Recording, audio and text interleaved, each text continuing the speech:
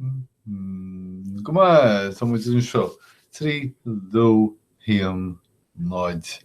Tíoríomh bríon anseo níl me ag léamh na nóíocht dainmh tá me I dtí chuirsíos Ginearálta dús Sigmund Freud. Has mé dtí seo an noraí nuair a bhí mé ag scríomh ált sais léirmheas an leabhar an dochtúráthas ach ris sé liom gur cheartm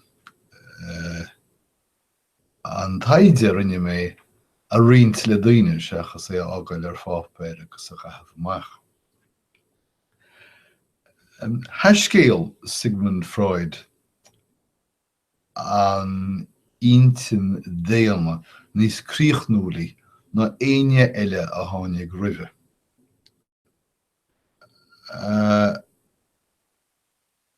Tá agus bhí ról ábhalmhór aige sa siceolaíocht. Bhí Sigmund Freud rinne dina daoine ba mhó teanchair sa fichiú haois. Agus tá teanchair ag éireacht ní amháin thicéolaíocht ach ealaíon, litríocht agus fiú an gaí a dógan muid ar báistí. Tá Freud faoi seo neadathe is stór focail an tochaí iarthairí. Thionscann sé téarmaí trína theorachaí a úsáidtear bhain léithúlanis ag go daoine. Téarmaí mar tóin chanealach, libido, dúltú, brúfaíchais, catársach, sciorra Freudach nó agus néróiseach.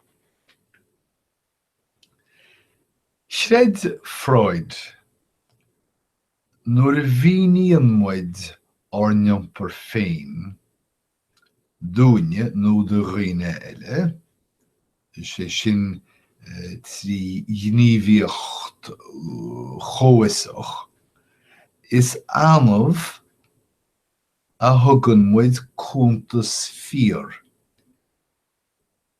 ar spreaga. Ní tharlaíonn seo margheall bhréagadóireacht déana gnó.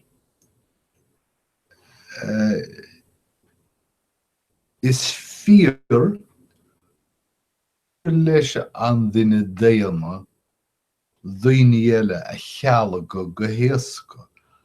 Ach, tá daoine déana a bhfad níos innealta féin cheala go. Nuair a chosnaíonn nó nuair a réasúnaíonn muid ar niompar, tá muid in áiríre ag chur bréagriocht na fáthanaí fíora.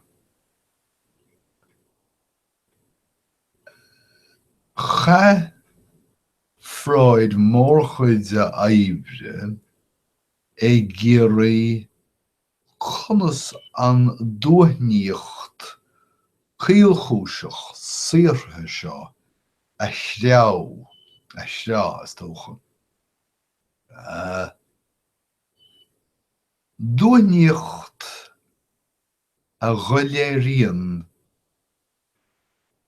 struchtúr rúnda agus próiséis na persantachta. Bhí Sigmund Freud bunaíthóir na síc analíse. Mó cóideála do bheabhargálar ach freisin teoiric a bhí níon iompar déana. Tugtar an leis cainte híce anna lís. Spiagach Freud áthir labhairt go ré an tullag ar nó tullag cáiliúil ile a nearraí go muiscil agus